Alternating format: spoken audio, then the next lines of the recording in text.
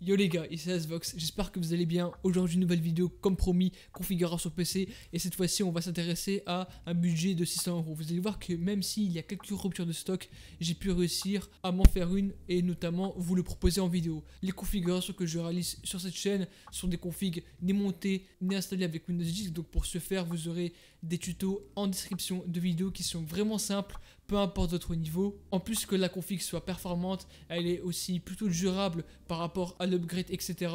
Un peu de design aussi, même si ce n'est pas un seul point fort, mais bref, le plus important c'est les performances, d'accord? Du coup, faudra checker bien évidemment en description les liens des produits que je vais vous présenter dès maintenant. Et puis sur ce les gars, je n'ai rien à rajouter, donc n'hésitez pas à liker, à vous abonner comme d'habitude, ça fait super plaisir. Et puis les gars, on parle pas chinois, on commence dès maintenant. Bon visionnage à tous, et c'est parti pour commencer cette vidéo configuration PC à 600 euros. La vidéo du jour est sponsorisée par le site VIPKSL, donc un site de revente de clés où on va retrouver des cartes cadeaux Steam, des jeux PlayStation, etc. Mais ce qui va vraiment nous intéresser, ce sont les clés de Windows 10. Ici, nous voyons que la clé est à seulement 15,50 €, ce qui est vraiment pas négligeable, en sachant qu'une vraie licence Windows coûte vers les 150 €, et là, l'avoir à 15,50 €, c'est vraiment négligeable.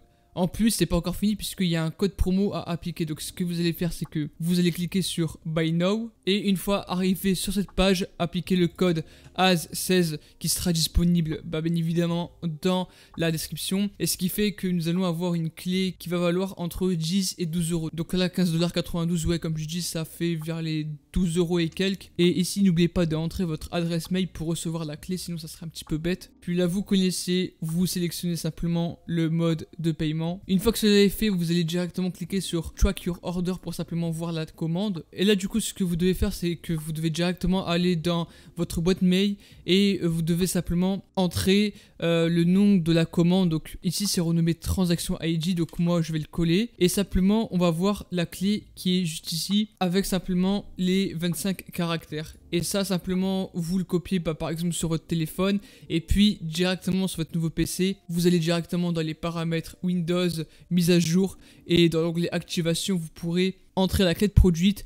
Et votre Windows 10 sera activé et vous n'aurez aucun problème. Vous connaissez la routine, c'est parti comme en 46 et du coup on va directement s'attaquer au processeur. Et pour ce faire on va aller chez AMD. Oui j'ai réussi à choper un Ryzen, mais pas sur n'importe quelle plateforme. En effet à l'heure actuelle sur AliExpress on a un Ryzen 3 3100 avec son boîtier de base vendu à 117 €. Alors j'en vais venir des gens me dire mais putain frérot AliExpress c'est comme Wish, tu vas te faire arnaquer, etc. Déjà de 1 tu fermes ta gueule et de 2 j'ai déjà fait une vidéo complète sur la fiabilité des processeurs vendus sur AliExpress. Donc si vous voulez je peux mettre une petite fiche juste en haut à droite de l'écran, voire même un petit lien en description. Mais pour vous résumer, AliExpress c'est comme n'importe quel marketplace au monde, c'est comme Amazon, c'est comme Cdiscount, etc. Et le point le plus important en gros à surtout vérifier, c'est la fiabilité du vendeur, parce que jamais tu vas acheter un processeur ou quelques produits chez un vendeur qui n'est même pas sûr, qui n'est même pas fiable, auquel tu vas te faire arnaquer de fou. Et avec la vidéo que justement j'ai fait, j'ai présenté notamment le vendeur SZ CPU Store qui était un revendeur très reconnu sur AliExpress, notamment par rapport aux composants PC, par rapport à la fiabilité. Vous pouvez même regarder les étoiles, les avis même du vendeur, franchement ils sont très positifs. En plus de cela, le vendeur en question sur certains produits est passé sous la livraison de 1 voire à 2 semaines et non pas 1 mois comme d'autres produits sur AliExpress. Enfin bref, dites-vous que AliExpress, du moment où vous faites gaffe aux revendeurs, il n'y a pas de problème. Et du coup, vous me connaissez, j'ai pris le meilleur, comme je viens de le dire. Là, pour 117 €, on a un Ryzen 3 3100 qui est complètement neuf, qui marche nickel. Un bon CPU avec 4 cœurs 8 threads avec une très haute fréquence, il me semble qu'il est cadencé à 3,6 GHz, donc ce qui en fait en soi un bon CPU en globalité. Et ce qui va surtout être bien, c'est par rapport au jeu, puisque en effet si on coupe ce CPU avec n'importe quelle carte graphique, on pourrait facilement la comparer notamment à un Ryzen 5 2600, puisque ce Ryzen 3 3100 notamment le bat dans quasiment tous les jeux, on va pas se le mytho. Et à la limite n'est pas si loin que ça d'un Ryzen 5 3600, bien évidemment sur quelques jeux, c'est pas dans la globalité, tout dépend du type de jeu, des graphismes appliqués, mais en gros pour environ 120 €, vous avez un excellent CPU capable de faire tourner les derniers jeux du moment en haute qualité, si bien évidemment on a la carte graphique qu'il faut. En plus de ça, j'ai bien fait de prendre la version avec le mode share de base pour éviter d'en rajouter un en plus, comme ça vous fait de l'argent gagné simplement. Et puis même ce venturi-rad embarqué est de plutôt de bonne qualité, il refroidit bien et surtout il aura la pâte thermique pré-appliquée, donc c'est même pas la peine de racheter un tube. Bref, pour 117 €, franchement c'est un excellent CPU que je vous recommande fortement. Ensuite par rapport à la carte mère, et là j'ai pris du lourd, on va aller chez MSI et il y a pas mal de modèles, notamment ceux du chipset B450 qui ont relativement baissé en prix. Je pense notamment à la MSI B450 Tomahawk Max qui est à seulement 95 € sur Amazon Allemagne. Donc en soi, vous payez juste 100 € avec les 5 € de frais de port. Mais même à ce prix-ci, c'est une excellente carte mère parce que si vous faites vos recherches et surtout si on se concentre notamment sur simplement la température des VRM, donc des étages d'alimentation de cette carte mère, en gros, si vous voulez, c'est l'une des meilleures du chipset B450 sur le marché, avec bien évidemment la MSI B450M Mortar. Même si bon, les deux sont quasiment les mêmes, c'est juste que l'une est en micro ATX et l'autre en ATX. Bref, en gros, ce que je suis en train de dire, c'est que la Tomahawk Max, franchement, elle est hyper solide. Car si vous voulez notamment overclocker votre 3100, il n'y aura pas de souci. Si vous voulez upgrade votre Ryzen, notamment par un Ryzen 5, je sais pas moi, un 5600X ou un 5800X, bah je peux vous garantir qu'avec une B450 Tomahawk,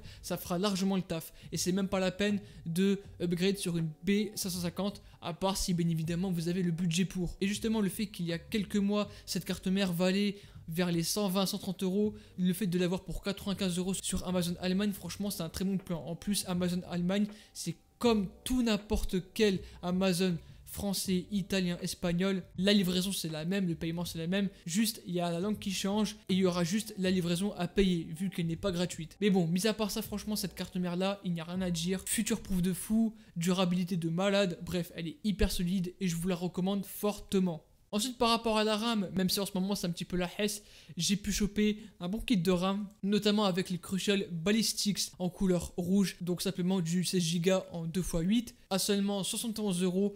En effet, c'est un très bon prix puisque ces deux barrettes de RAM seront cadencées à 3000 MHz avec un KS de 15. Même si j'en ai fait une vidéo, en gros, le fait que vous preniez une fréquence moyenne avec une basse latence, c'est comme si en gros vous prenez de la 3200 MHz KS16 ou encore de la 3600 MHz KS18. Donc en gros, c'est le même ratio, même si comme je viens de le dire, j'en ai déjà fait une vidéo et si vous voulez, je peux la mettre en description. Mis à part ça, le ratio en gros fréquence-latence est très équilibré et comme vous le savez, les Ryzen demandent beaucoup, notamment en fréquence afin d'avoir les meilleures performances. Même si en soi 3000 MHz ce n'est pas une fréquence de fou furieux, c'est largement suffisant, notamment pour du gaming. Après faites attention parce qu'en ce moment la RAM ça part, ça revient, c'est ultra éphémère, du coup faites gaffe à ça. Je vais essayer de mettre à jour notamment la description afin que vous puissiez choper de la bonne RAM, ou alors simplement n'hésitez pas à aller faire un petit tour sur G-Labs, ça sera beaucoup plus rapide et vous aurez de la bonne RAM pour pas cher. Ensuite par rapport à la carte graphique, et là c'est un petit peu le composant qui pose souci parce que en soi, et même si je suppose que vous l'attendiez tous, on va pas l'acheter en neuf. Je suis désolé les gars, mais comment vous voulez vous faire une configuration PC s'il n'y a pas de carte graphique en neuf? Et bien simplement, on va se pencher notamment en occasion, sauf que je vais pas vous balancer un modèle en question, je vais vous balancer plusieurs comme ça au hasard. Mais en gros, dites-vous que pour que ça rentre dans le budget, il faut que la carte graphique en question que vous achetez sur le bon coin ne dépasse surtout pas les 150 €. C'est le maximum. Et même à ce budget-là, on a tellement de cartes graphiques qui sont hyper bien. Du côté de chez Nvidia, on a notamment, si vous avez de la chance, des GTX 1070, 1070 Ti, 1060, un peu anciennes, des GTX 970, 980, qui sont au passage tous des modèles en version 4 Go, et c'est d'ailleurs ce que je recommande le plus. Bon, à part les 1070 Ti où eux ils auront beaucoup plus de VRAM. Donc qu'est-ce que j'ai dit, 970, 980, même la série 700 avec notamment la 780 Ti. Après il faut faire gaffe puisqu'elle consomme pas mal. Mais bon, tous ces modèles que j'ai cités, franchement, elles sont excellentes en jeu. Vous pourrez faire tourner quasiment la totalité des jeux en 1080p en haute qualité à plus de 70 voire 80 fps. C'est sûr que plus c'est récent, mieux c'est. Mais même que vous preniez une 780 Ti qui est ancienne contre par exemple une GTX 1060, même si elle consommera un petit peu plus, au final c'est les mêmes performances. Il faut juste voir selon le prix proposé. Et idem du côté de chez AMD, on peut aussi notamment retrouver des RX 580 8 Go. On peut même retrouver les anciennes R9 390X qui sont excellentes. excellente. Les 290X aussi sont vraiment pas mal. Après, malheureusement, elles ont augmenté en prix parce que de base, ça valait plus vers les 50-60 euros et elles ont pris un coup et on les retrouve plus vers les 100 euros. Mais bref, dans tous les cas, sur le Leboncoin, vous avez une tonne de RX 580 vendus à quand même de très bons prix. J'en ai déjà vu notamment pour 100-120 euros. Ça peut plus ou moins faire l'affaire. Et surtout, les gars, négociez. Je sais que ça peut paraître chiant, mais les gars, négociez, car si c'est pour gagner 10 ou 20 euros, bah n'hésitez pas à le faire. C'est mieux que rien, vous économisez au moins 2 kebabs. Si jamais vous avez oublié les références, je vais vous le mettre dans la description. Et par rapport au site, vous avez Leboncoin, le nouveau site Informadeals. Vous allez voir que je vais en faire une vidéo prochainement, mais c'est un putain de site d'occasion. Enfin bref, je pense que vous avez compris. Par rapport au stockage, cette fois-ci, vu qu'on a un budget un petit peu restreint, on va aller sur du single SSD. Et notamment, je pense au Crucial MX500 en version 500Go à seulement 56 € sur Amazon Allemagne. Là, encore une fois, ce SSD n'a pas beaucoup bougé en termes de prix. Mais mis à part le prix qui est hyper intéressant, franchement, si on parle du SSD en lui-même, il est excellent. Car dans un premier temps, c'est un SSD qui fera largement le taf si notamment vous voulez installer Windows 10. Après bon, c'est un petit peu le but, on va pas se le cacher. Le fait de lancer rapidement ses logiciels et surtout ses jeux. Le gros point fort notamment avec ce MX500, c'est qu'il possède de la cache DRAM, ce qui fait que en globalité, elle ne va pas être bridée. Pas comme certains SSD vendus entre 20 et 30 euros. Là, en effet, le MX500, il est plus haut de gamme. Et surtout, ce qui est bien, c'est sa durabilité, car vous pouvez le garder genre ultra longtemps. Et franchement, ce SSD, il fait largement le taf. En plus de cela, 56 € pour la version 500Go, c'est ultra rentable. Dites-vous que moi, à l'époque, j'avais acheté ce SSD en version 250Go pour quasiment 80 €, ce qui est assez énorme. Et là, le retrouver à 56 € pour 500Go, c'est ultra rentable. Après, c'est sûr que l'inconvénient, c'est qu'on n'a que 500 Go de stockage. Si vous êtes assez malin, vous pouvez néanmoins aller sur Leboncoin et choper notamment des HDD, donc des disques durs à plateau classiques, de 500 Go ou de 1 Tera pour 5 voire 10 €. Ça peut tout de même dépanner pour stocker un peu plus de données comme des photos, des musiques, des vidéos, quelques jeux, etc. Franchement, n'hésitez pas à le faire, vous pouvez gagner pas mal de gigas avec cette astuce. Mais bref, le MX500, franchement, prenez-le, c'est un putain de SSD. Par rapport au boîtier cette fois-ci, on va aller chez Zalman et on va notamment prendre le Zalman T7. Pourquoi celui-ci? Car simplement, il n'est vraiment pas cher.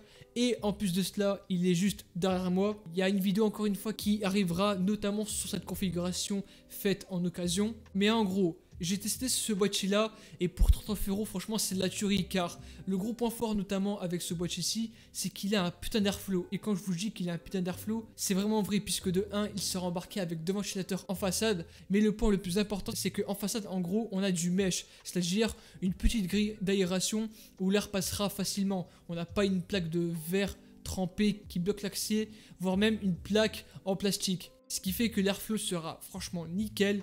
En plus, ce qui est bien, c'est que le boîtier est au format ATX. Ce qui fait que la carte mère Tomahawk qu'on a pris, elle sera compatible. Il n'y aura pas de problème de taille. Juste attention par rapport à ce boîtier-ci. Tout dépend de la carte graphique que vous prenez, mais il faudra néanmoins voir la longueur de la carte graphique. Juste éviter les gros modèles avec 3 ventilateurs, notamment pour des cartes graphiques d'occasion. Mais sinon, mis à part ça, la configuration rentrera parfaitement, que ce soit par rapport au SSD, à la carte mère, à l'alimentation. Franchement, tout sera carré, c'est même pas la peine de se casser la tête. Même s'il n'y a pas de Aziz Bogota RGB, et bien franchement, elle a un très bon rapport performance-prix et je ne peux que vous la recommander.